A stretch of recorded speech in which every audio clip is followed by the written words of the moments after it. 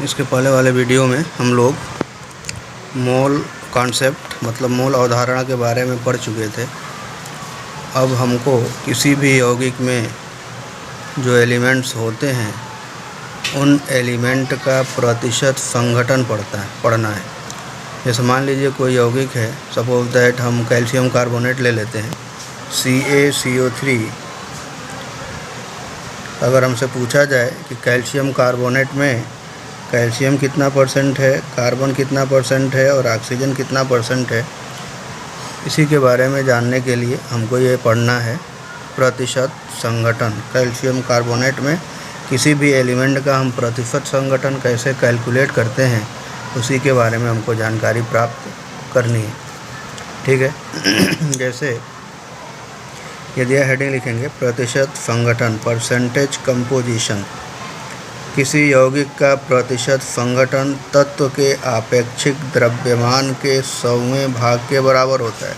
Percentage का मतलब ही हम जानते हैं 100 में कितना, 100 में कितना, इसी को हम परसेंटेज बोलते हैं। तो उसको जब हम लैंग्वेज में लिखेंगे तो ऐसे ही लिखेंगे, किसी यौगिक का प्रतिशत संघटन तत्व के आपेक्षिक द्रव्यमान के 100वें भाग के बराबर होता है। तो किसी भी मतलब कि किसी भी चीज़ का अगर परसेंटेज निकालना होता है तो हम क्या करते हैं, जैसे हम जनरल हाई स्कूल में पढ़े होंगे, सपोज दैट मान लीजिए कि मैथमेटिक्स है सब्जेक्ट आपका, उसमें टोटल मतलब मैक्सिमम मार्क अगर 70 हो थ्योरी वाला, तो 70 मार्क में अगर आपने 65 मार्क प्राप्त किए, आपको पूछा जाए कि कितना परसेंट हुआ, तो आप क्या करते हैं 70 पे 65, इसलिए 100 पे कितना, तो 100 पे जो नंबर आएगा वही उसका क्या हो जाएगा परसेंटेज। उसी के हिसाब से हमको यहाँ पे परसेंटेज निकालना है। परसेंटेज यहाँ पे निकालने के लिए कुछ रूल है, देखेंगे। किसी यौगिक में किसी तत्व का प्रतिशत संघटन निम्न प्रकार से हम ज्ञात करते हैं। सबसे पहले यौगिक का अणुभार ज्ञात करते हैं। यौगिक के तत्व के परमाणु द्रव्यमान तथा यौगिक के आणविक द्रव्यमान यानी अणुभार से निम्नलिखित सूत्र की सहायता से तत्व की प्रतिशत मात्रा ज्ञात करते हैं। कहने का मतलब सबसे पहले यौगिक का अणुभार निकालेंगे, उसके बाद जिस एलिमेंट का हमको परसेंटेज निकालना होगा उस एलिमेंट का परमाणु द्रव्यमान मतलब परमाणु भार पता करेंगे कितना है और उसकी संख्या कितनी है। तो तत्व के परमाणु द्रव्यमान में तत्व की संख्या से गुणा करके उसमें यौगिक के अणुभार से भाग दे करके जितना आएगा उसमें 100 से हम मल्टीप्लाई करेंगे तो हमको परसेंटेज मिल जाएगा। जैसे मतलब फार्मूला लगेगा, प्रतिशत मात्रा बराबर यौगिक के एक अणु में उस तत्व का द्रव्यमान, यौगिक के एक अणु में उस तत्व का कितना द्रव्यमान है, तो इसको निकालने के लिए ना यौगिक की संख्या मतलब यौगिक में उस तत्व की संख्या गुणे उस तत्व का परमाणु भार बटा टोटल यौगिक का अणु भार गुणे 100, यही फार्मूला होगा। अभी हम सॉल्व करेंगे तो समझ में आ जाएगा। जैसे यही है क्वेश्चन, शुद्ध क्रिस्टलीय कॉपर सल्फेट CuSO4 × 5H2O में कॉपर, सल्फर, ऑक्सीजन तथा जल के अणुओं की द्रव्यमान प्रतिशतता ज्ञात कीजिए। कॉपर का परमाणु भार 63.5, सल्फर का 32, ऑक्सीजन का 16 और हाइड्रोजन का 1 होता है। तो इसको याद भी कर लेंगे। तो क्रिस्टलीय कॉपर सल्फेट CuSO4 × 5H2O ये फार्मूला होगा का मोलर द्रव्यमान का मतलब अणुभार। अगर अणु है तो अणुभार को मोलर द्रव्यमान कहते हैं। अगर किसी तत्व का परमाणु भार होता है तो उस परमाणु भार को ही हम उस तत्व का मोलर द्रव्यमान कहते हैं। इसको पहले भी लिखवाए हैं, बता चुके हैं। अब निकालने के लिए देखें, कॉपर सल्फेट में कॉपर की संख्या कितनी है 1 × कॉपर का परमाणु भार प्लस 1 × S का मतलब सल्फर का परमाणु भार प्लस 4 × ऑक्सीजन का परमाणु भार और टोटल वाटर के क्रिस्टल कितने हैं 5, इसलिए 5 × H2O का अणुभार 1 × 63.5 प्लस 1 × 32 प्लस 4 × 16 प्लस 5 × 18, वाटर का अणुभार 18 होता है। अगर लिख दें H2O, इसका मतलब 2 × 1 प्लस 16 कुल मिला कितना हो गया 18। तो हम डायरेक्ट वाटर यहाँ पे लिखेंगे 18। वाटर की संख्या कितनी है 5, तो 18 × 5 = 90। सबको जोड़ेंगे तो आ जाएगा 249.5 ग्राम पर मोल। ये होगा उसका मतलब यौगिक का अणुभार। अब कॉपर की प्रतिशतता ज्ञात करनी है, तो कॉपर के परमाणु की संख्या कितनी है? एक गुणे कॉपर का परमाणु भार बटा 249.5 गुणे 100। कॉपर का परमाणु भार 63.5 होता है, 1 से गुणा करोगे तो 63.5 बटा 249.5 गुणे 100। और जब सब सॉल्व करेंगे, गुणा भाग करना तो आता ही होगा, तो आ जाएगा 25.45%। इसी तरह सल्फ़र की प्रतिशतता ज्ञात करनी है, तो 1 इंटू सल्फ़र का परमाणु भार बटा यौगिक का अणु भार। तो सल्फ़र का परमाणु भार 32, 1 इंटू 32 का मतलब 32 और 249.5 गुणे 100, कुल मिला के कितना आ जाएगा? 12.83%। ऑक्सीजन की प्रतिशतता, तो ऑक्सीजन की संख्या कॉपर सल्फेट में कितनी है? 4। तो 4 गुणे ऑक्सीजन का परमाणु भार बटा 249.5 का मतलब यौगिक का अणु भार गुणे 100। 4 गुणे 16 बटा 249.5 गुणे 100, कुल मिला कितना आ गया? 25.65%। अब क्रिस्टलीय जल की प्रतिशतता ज्ञात करनी है, 5 इंटू H2O का अणु भार। तो 5 इंटू H2O का अणु भार कितना? 18। तो 18 × 90 बटा यौगिक का कुल अणु भार कितना होगा? 249.5 गुणे 100 बराबर 36.07%। ये हमारा सब क्या हो गया? आंसर सब। ये जल हो गया, ऑक्सीजन हो गया, सल्फ़र हो गया और ये हमारा कॉपर हो गया। उसके बाद से ना परसेंटेज निकालने के बाद हम सबको ऐड करके चेक कर लेंगे। अगर 100 आ रहा है तब समझ लेंगे हमारा कैलकुलेशन सही है, वरना गलत। एक क्वेश्चन है आपके लिए, सॉल्व करिएगा इसको। Calcium chloride CaCl2 into 2H2O का प्रतिशत संघटन निकालिए। क्या मतलब? कैल्शियम क्लोराइड में कैल्शियम का परसेंटेज, क्लोरीन का परसेंटेज और वाटर का परसेंटेज आपको निकालना है, सेम इसी तरह से। ठीक है, बाकी और भी बहुत क्वेश्चन आपके बुक में दिए होंगे NCERT में, तो उसमें से क्वेश्चन लेकर के, या कोई भी बुक अगर होगी केमिस्ट्री की आपकी फर्स्ट ईयर की, तो वहाँ पे क्वेश्चन होगा तो उसको भी सॉल्व करिएगा इसी रूल से। अगला है, बहुत इम्पॉर्टेंट है, मूलानुपाती सूत्र या सरलतम सूत्र।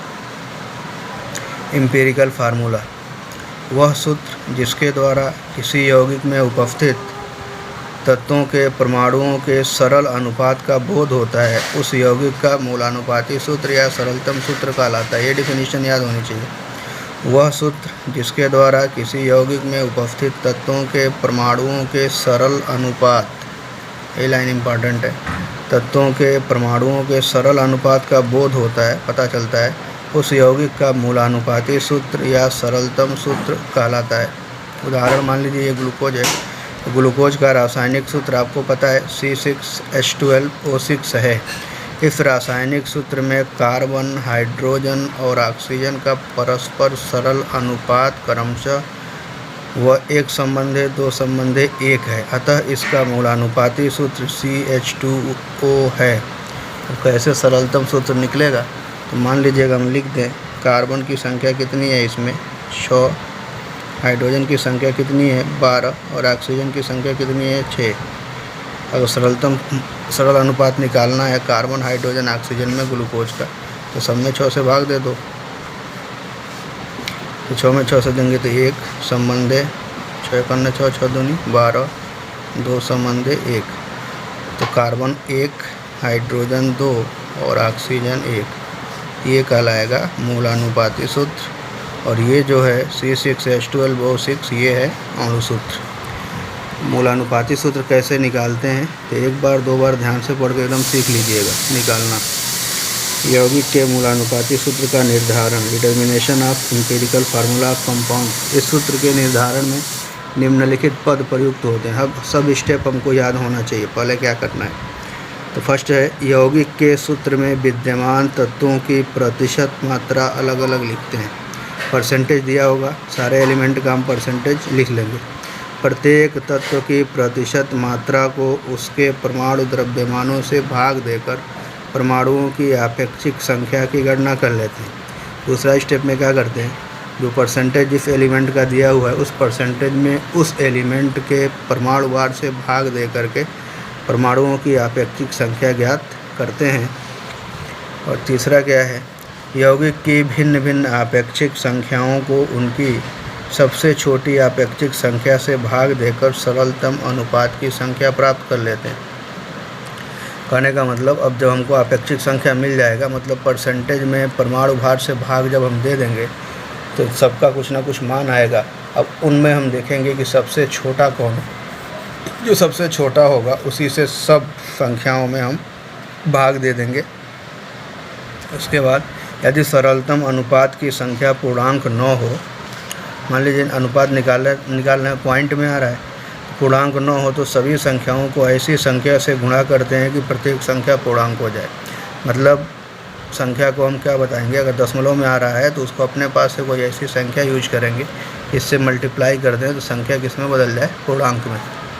यौगिक के विद्यमान सभी तत्वों के संकेत पास पास रखकर प्राप्त पूर्णांक संख्याओं को संगत तत्व के दाईं ओर नीचे लिखने से यौगिक का मूलानुपाती सूत्र ज्ञात हो जाता है। ये तो नियम है, थ्योरेटिकल रूल, लेकिन अभी हम क्वेश्चन सॉल्व करेंगे तो आपको क्लियर हो जाएगा कि आखिर इसका मतलब क्या है। हम उसी स्टेप से, जो स्टेप हम लिखवाए हैं उसी के हिसाब से हम यहाँ पे कैलकुलेशन एक क्वेश्चन में करने जा रहे हैं। तो ध्यान से देखिएगा और देख के वीडियो को अच्छे से समझिएगा। समझ के जितने भी क्वेश्चन होंगे आप सॉल्व कर लेंगे। जैसे दिया हुआ है, एक यौगिक में कैल्शियम 36% और क्लोरीन 64% है। यौगिक का मूलानुपाती सूत्र ज्ञात कीजिए। कैल्शियम का परमाणु भार 40 होता है, क्लोरीन का परमाणु भार 35.5 होता है।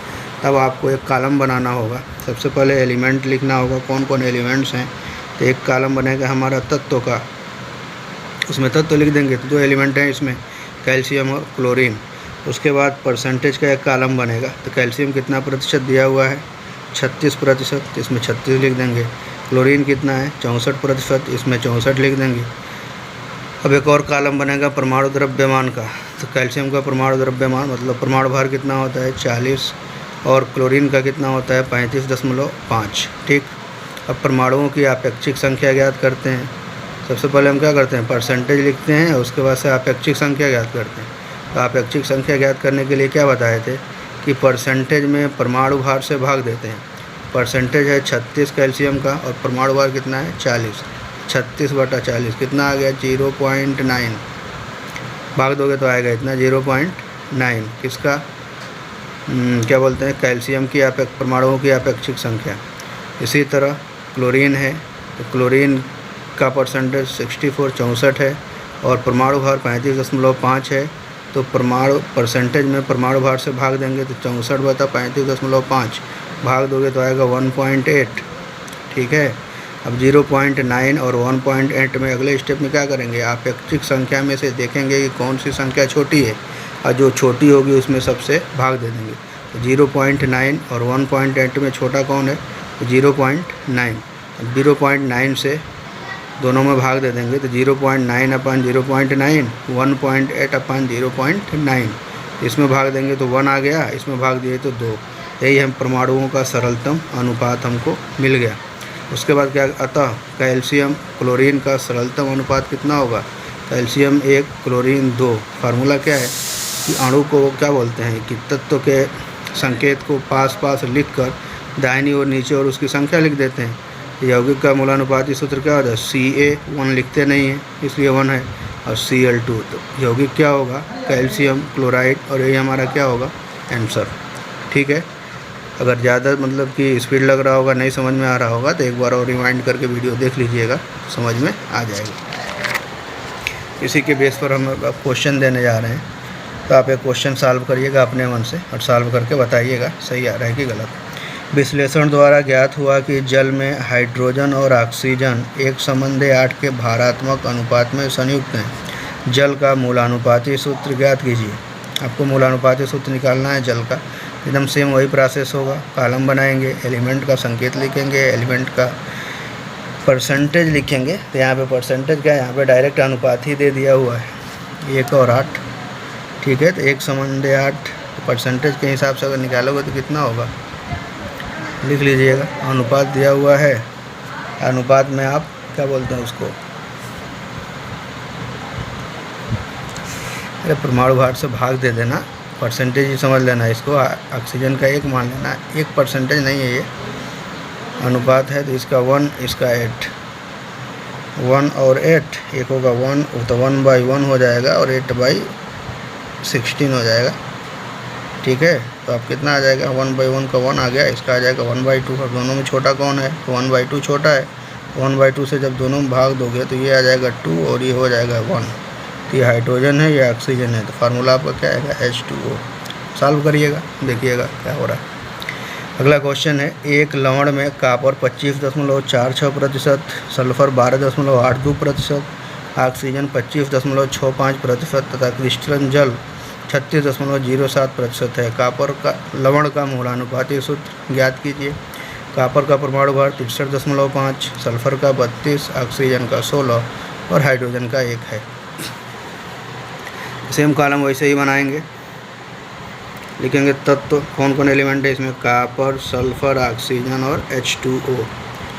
तत्व का अणु की परसेंटेज दिया हुआ है, सब लिख लेंगे। Copper 25.46, sulphur 12.82, oxygen 25.65, H2O 36.07।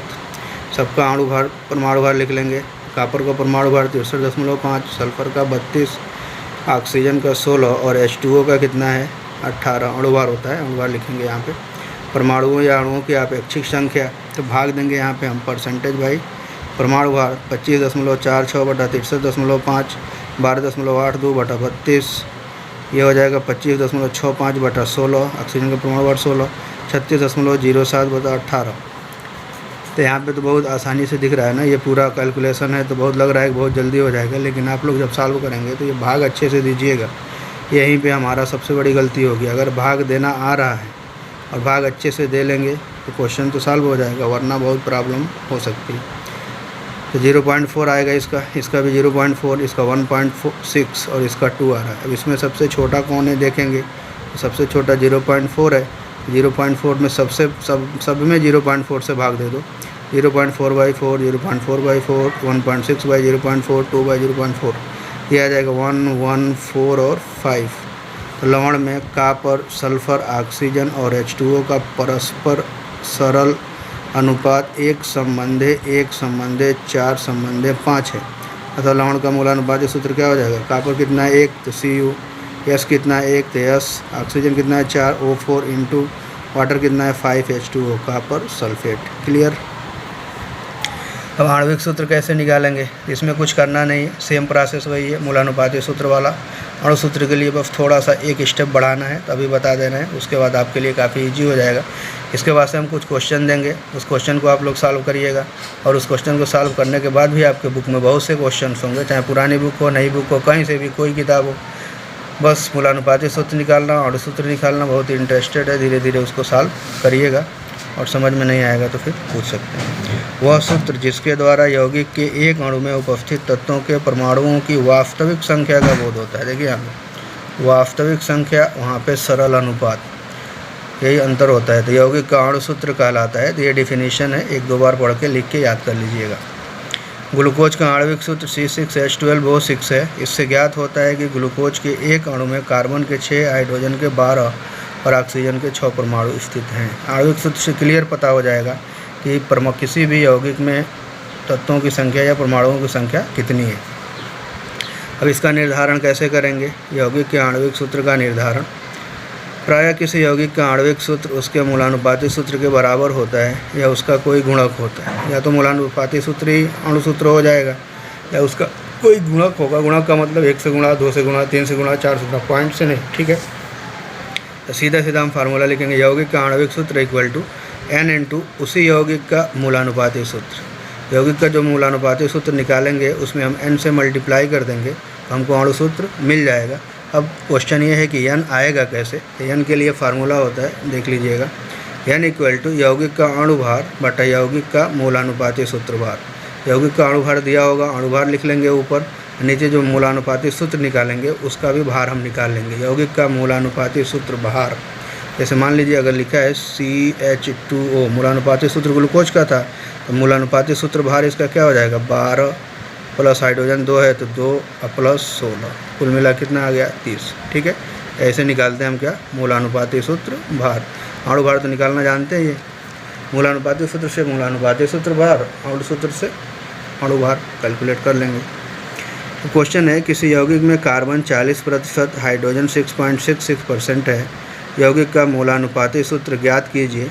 यदि इसका वाष्प घनत्व 90 है तो यौगिक का अणु सूत्र भी ज्ञात कीजिए।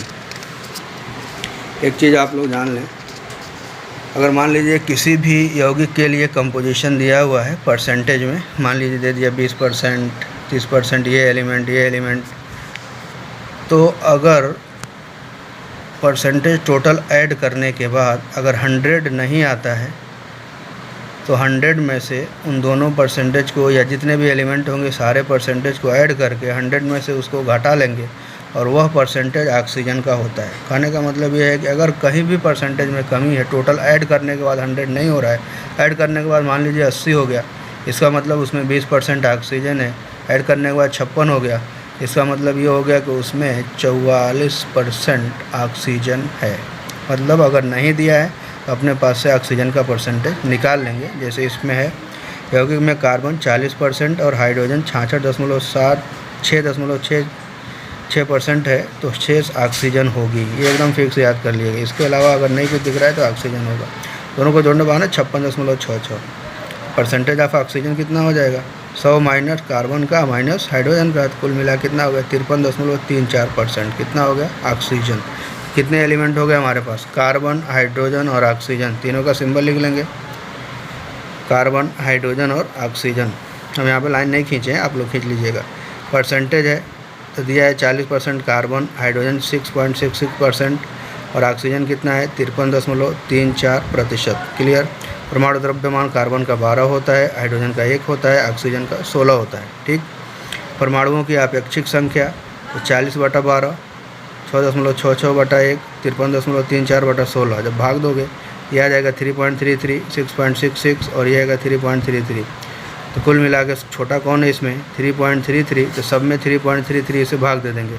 तो 3.33/3.33, 6.66/3.33, 3.33/3.33, तो कितना आ जाएगा 1:1। क्लियर।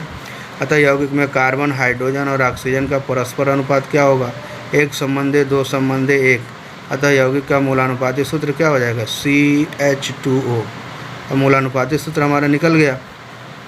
एक फार्मूला होता है, याद कर लीजिएगा हमेशा के लिए, यौगिक का अणु भार बराबर 2 गुणे वाष्प घनत्व। अगर किसी भी यौगिक का वाष्प घनत्व दिया हो तो उसमें से 2 से गुणा करते हैं तो हमको अणु भार मिल जाता है।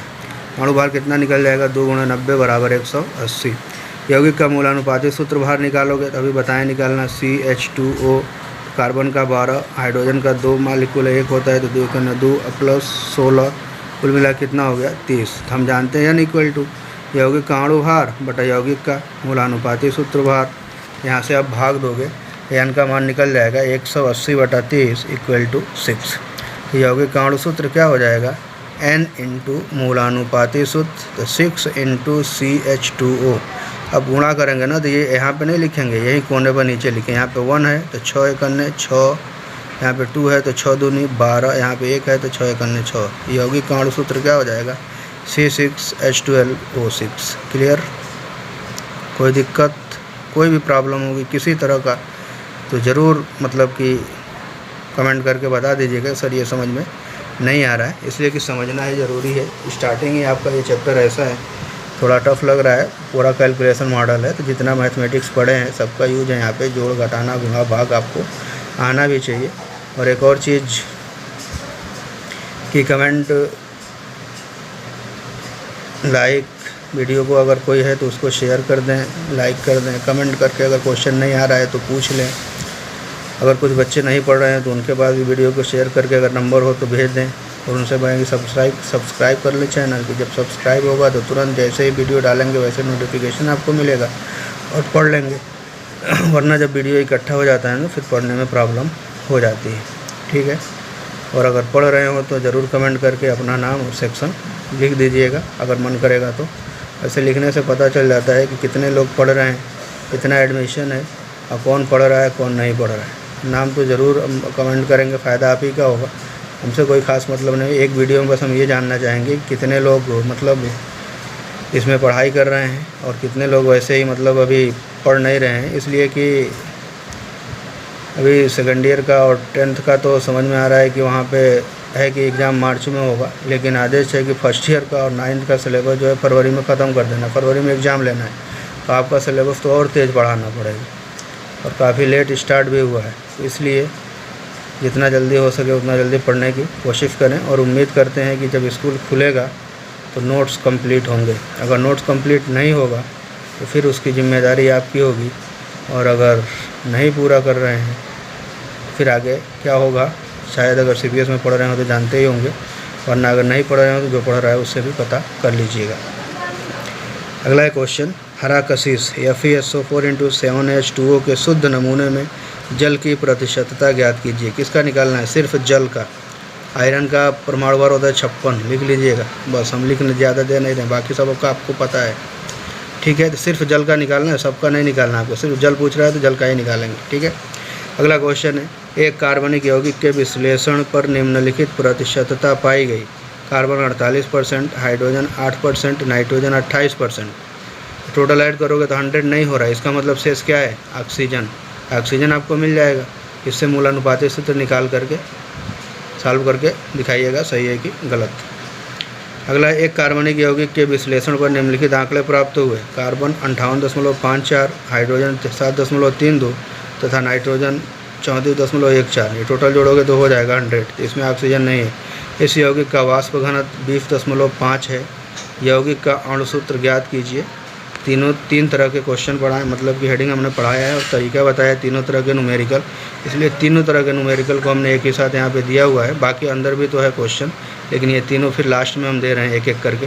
ये सॉल्व करके आप लोग व्हाट्सएप पर पूरे मतलब कि पेज पे सॉल्व करके और व्हाट्सएप पे अपना नाम और सेक्शन लिख करके और मतलब कि भेज दीजिएगा, चेक करा लीजिएगा सही है या गलत। पढ़ाई ऑनलाइन हो रही है तो हम कोशिश करेंगे कि ऑनलाइन ही पढ़ें और अच्छे से पढ़ाई करें। Thank you.